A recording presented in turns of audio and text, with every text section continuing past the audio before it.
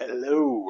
So I'm going to show real quick our pineapple tool here. So first thing, just cut the pineapple, get the top off, get ready for to actually cut everything.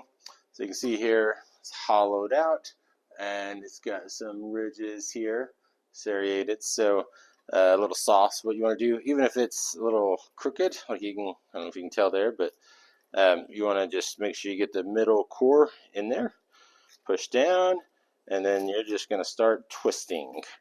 So as you twist, it will kind of bite down on it, and it's going to go all the way down. So you can see a little bit, it starts dripping a little juice. This one's a little bit of a small pineapple, but let's go all the way down. You can measure it too if you want to. I totally didn't do that right now, but you can see how tall it is to go. But I just always go by the feeling. So I can feel it down about right here now.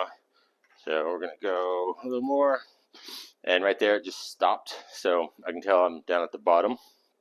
So now we're just going to pull up. And then we are going to have our beautiful pineapple. So we got the core hollowed out.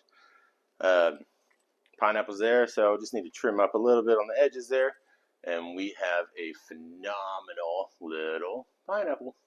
All right.